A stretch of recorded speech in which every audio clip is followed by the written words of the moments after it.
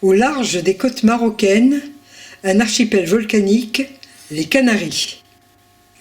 4 heures de vol depuis Nice et nous voici à Tenerife. Près de l'aéroport sud, douceur de l'éternel printemps dans les criques.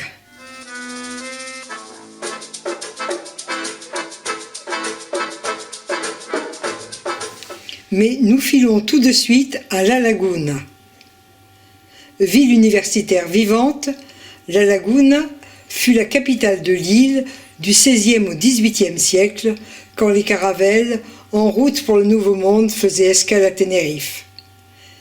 Elle s'enorgueillit de belles églises.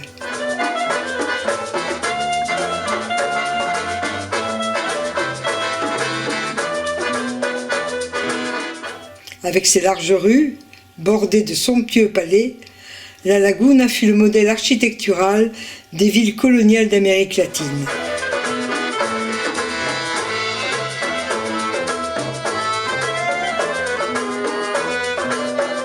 Et derrière les portes de ces palais, des patios où courent des galeries de bois sculptés.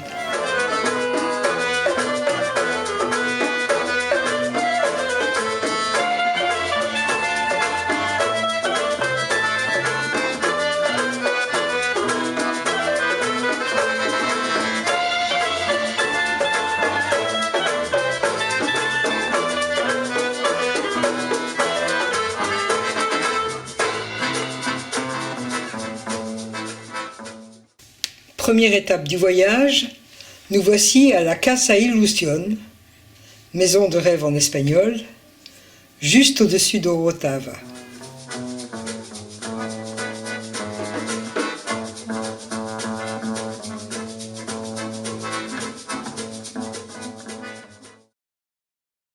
Coup de cœur pour la Orotava, petite ville coloniale installée depuis le XVIe siècle face à la mer sur les flancs du volcan.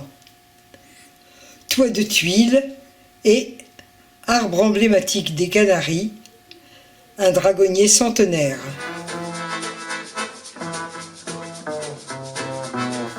On déambule dans les rues en pente, guidé par les clochetons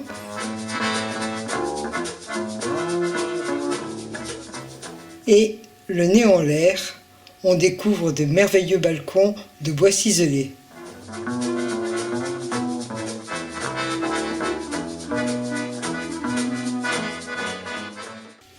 À Puerto de la Cruz, nous ne visiterons que le parc botanique. Depuis le XVIIIe siècle, on y acclimate des plantes souvent venues de très loin. Cyprès chauve aux racines aériennes, curieux encéphalocartos à l'énorme fleur en cône, et voici le ficus géant, icône du parc, dans son écrin de plantes exotiques.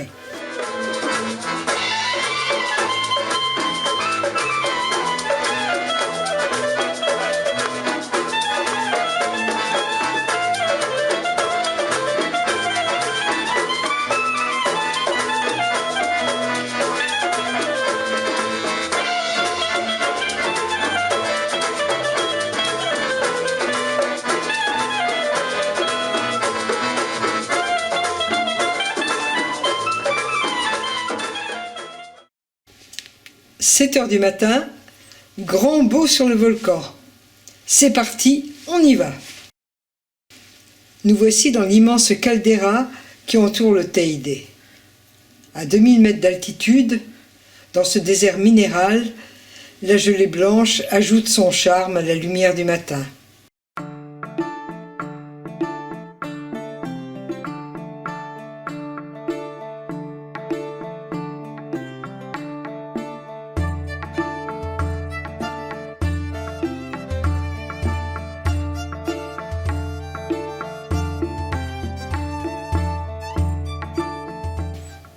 Le téléphérique nous montera presque au sommet. À 3500 mètres, même près du tropique, ça gèle dur. Mais, de ce promontoire, quelle vue fantastique! Et en dessous de nous, mer de lave dans la caldeira. Autre chemin pour contempler le Pico Viejo, le petit frère du Teide, et les îles de La Gomera et de Hierro suspendues dans les airs. Nous marchons vers les Roques de Garcia, un groupe rocheux spectaculaire hérissé au beau milieu de la caldeira. Roches surmontées, feuilletées et orgues basaltiques anarchiques.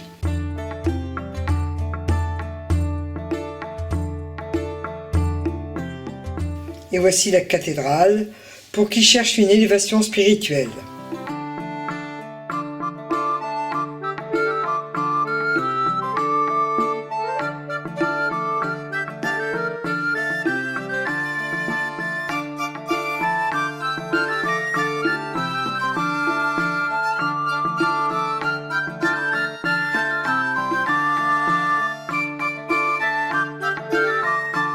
Sur le Teide, une coulée de soufre nous rappelle que le volcan est juste en sommeil.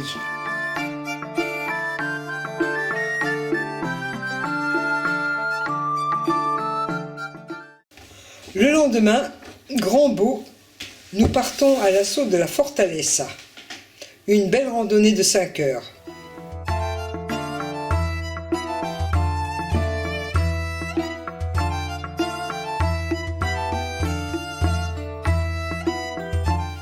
La Fortaleza, c'est une barre rocheuse qui ferme la caldeira au nord.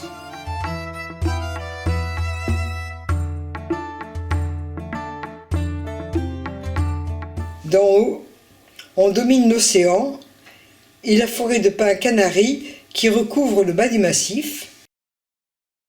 Et de l'autre côté, vue sur la caldeira et le Teide majestueux. Et pour couper notre séjour à Tenerife, petite escapade à Lanzarote, l'île aux 300 volcans. Ils ne sont pas très hauts, moins de 500 mètres, mais il y en a partout. Et à San Bartolomé, notre maison a évidemment vue sur volcan. Fait exceptionnel à Lanzarote, cet après-midi il pleut.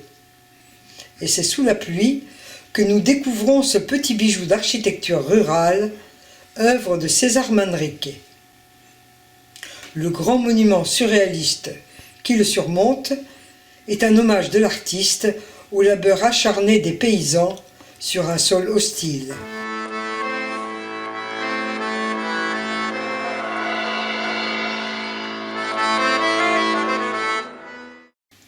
César Manrique, peintre, sculpteur et architecte, revenu au pays en 1966 après avoir connu gloire et fortune à New York, va œuvrer toute sa vie pour conserver à son île son identité singulière et lui éviter de fâcheuses dérives touristiques. Derrière cette façade, un musée. Mais c'est sous cette carapace de lave que Manrique a construit sa maison. On rentre sous terre par cet escalier, on chemine dans un boyau de lave, et voilà un salon, dans sa bulle volcanique, d'où un palmier peut s'élancer vers le ciel. Bulle à ciel ouvert pour la piscine. Ici, tout est arrondi, intime et reposant. Accueillis par ce gigantesque cactus métallique, œuvre de Manrique, nous pénétrons dans une ancienne carrière où, à l'abri des vents, l'artiste a fait planter quelques 1400 espèces de cactus du monde entier. Communion du végétal et du minéral, une visite qui ne manque pas de piquant.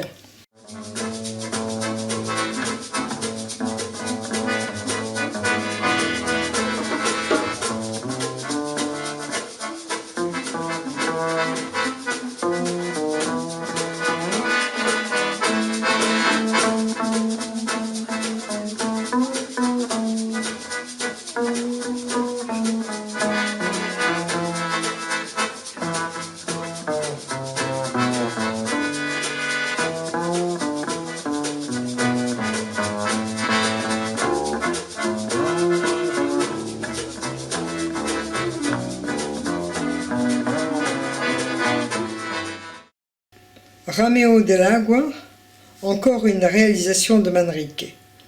Un tunnel de lave où il a installé restaurant et auditorium géant.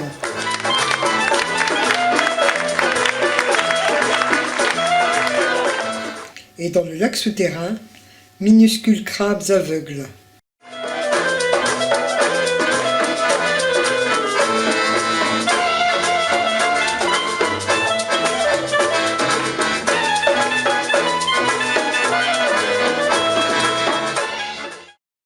Trop tard pour visiter le Mirador del Rio, autre œuvre de Manrique, mais du haut de la falaise, vue plongeante sur la petite île de Graciosa. Dunes de lapilli volcanique et chameaux, prêts pour une méharée.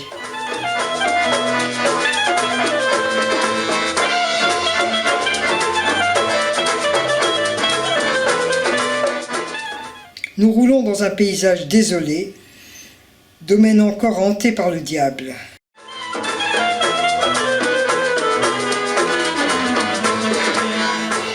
Interdit de randonnée dans le parc de Timanfaya. On nous entasse dans un bus et c'est à travers des vitres teintées que nous découvrons les Montañas de Fuego, dont l'éruption, qui dura 6 ans au XVIIIe siècle, recouvrit de lave les 3/4 de l'île.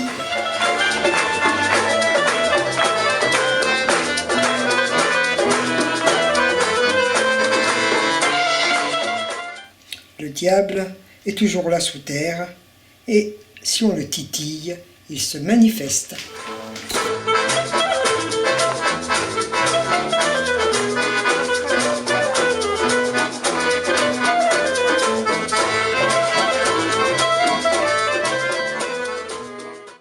À Lanzarote, la culture de la vigne est des plus curieuses. Sur cette île sans terre et sans eau, recouverte de cendres depuis l'éruption de 1730, les hommes ont dû faire preuve d'ingéniosité. La porosité du sable volcanique retient la rosée de la nuit, mais par un travail acharné, il a fallu installer chaque pied de vigne dans un trou et le protéger du vent par un muret. Le résultat n'est pas mal du tout.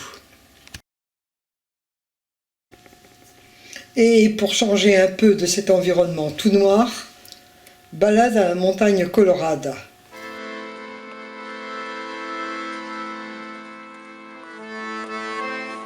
Et photo-souvenir au pied d'une énorme bombe volcanique. De la couleur, en voilà encore. La Laguna Verde, ancien lac d'un volcan, dont la partie occidentale a disparu dans la mer.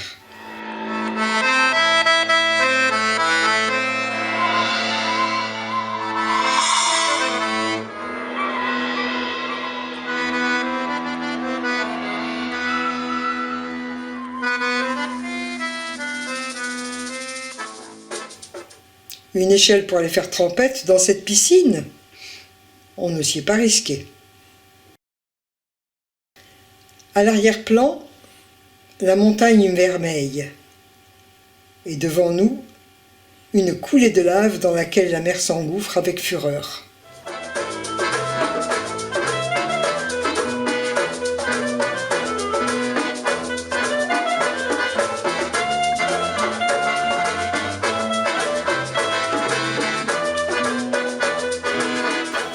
Plage magnifique et enfin une mer calme. Mais Solani a eu le courage de se baigner.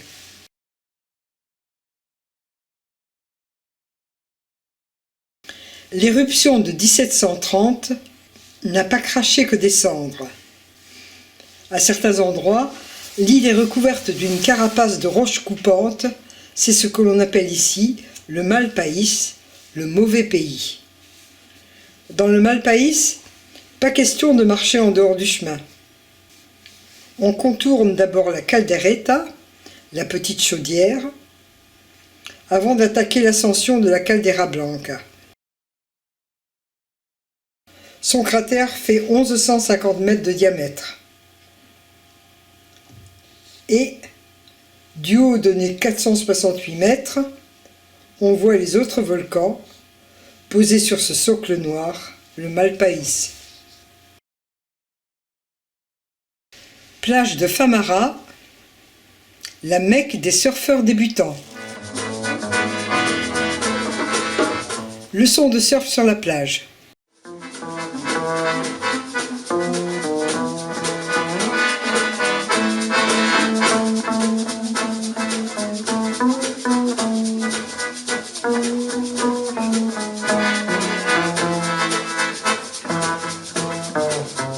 Mais sur l'eau, il peut y avoir de la casse.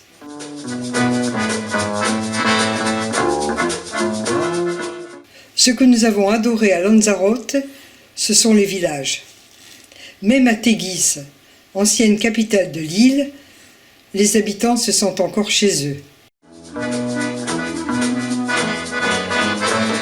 Lanzarote a su conserver ses villages blanchis à la chaux, et même dans les endroits touristiques, le style traditionnel est respecté. Et merveille des merveilles, ces petites églises au milieu des volcans.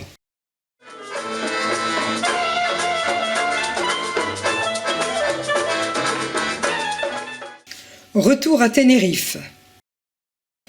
Dans le parc rural de l'Anaga, nous voici à 1000 mètres d'altitude dans une des dernières forêts primaires d'Europe.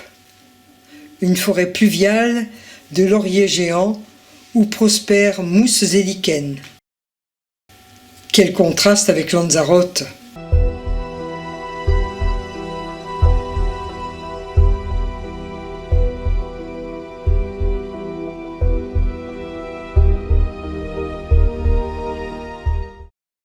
Descente vertigineuse sur Taganana.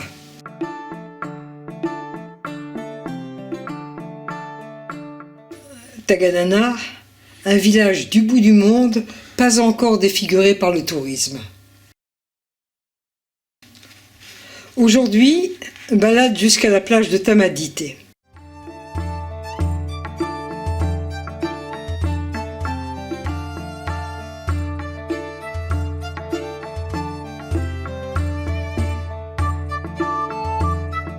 Derrière nous, des pitons acérés défendent Taganana. Le sentier qui longe la côte s'accroche à la falaise. Et ici, rien ne pousse.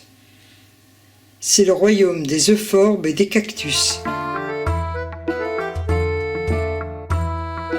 Seule la vigne a essayé de s'accrocher, mais c'est trop dur. Les plants sont souvent à l'abandon. Descendre vers la plage au milieu des euphorbes.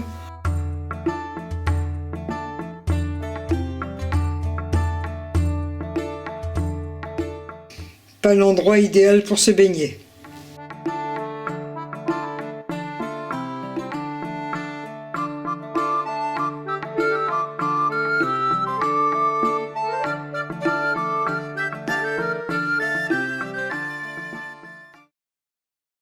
De l'autre côté de Taganaga, une vraie plage de sable noir.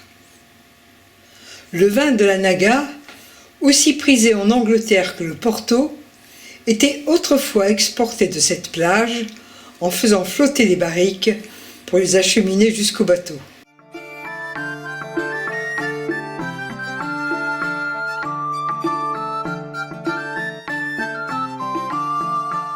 Côte peu hospitalière, mais cependant, quelques hameaux.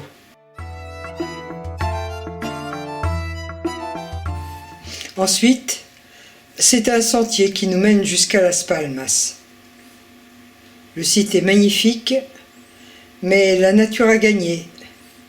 Les hommes sont partis, attirés par les lumières des villes. L'Anaga et sa nature sauvage, notre coup de cœur à Tenerife.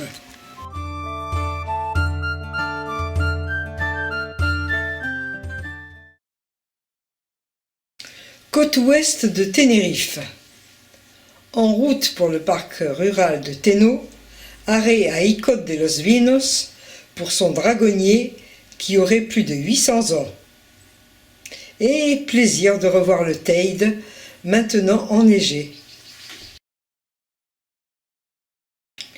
Nous musardons un peu aussi à Guarachico, une adorable bourgade au charme colonial.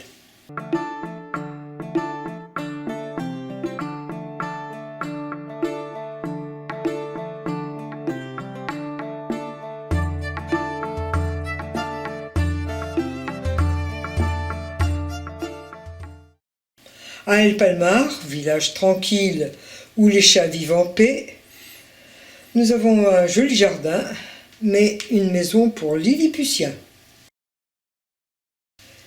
Curiosité d'El Palmar, ce cône volcanique découpé en parts de gâteau pour en extraire la pouzzolane. Route vertigineuse pour Masca, un minuscule village juché sur un promontoire au milieu d'un ravin qui descend jusqu'à la mer. Nous voulions faire cette randonnée, mais impossible. Il aurait fallu réserver.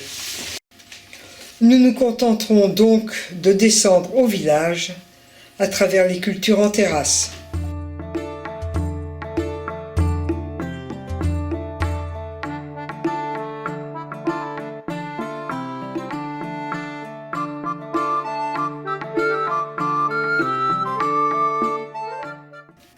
Los Gigantes, falaise de 400 mètres de haut.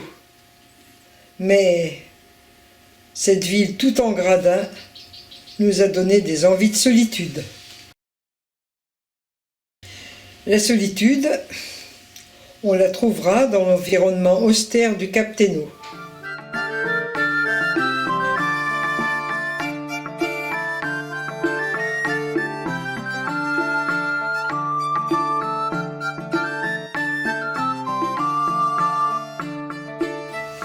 Mais l'océan peut aussi se montrer farceur.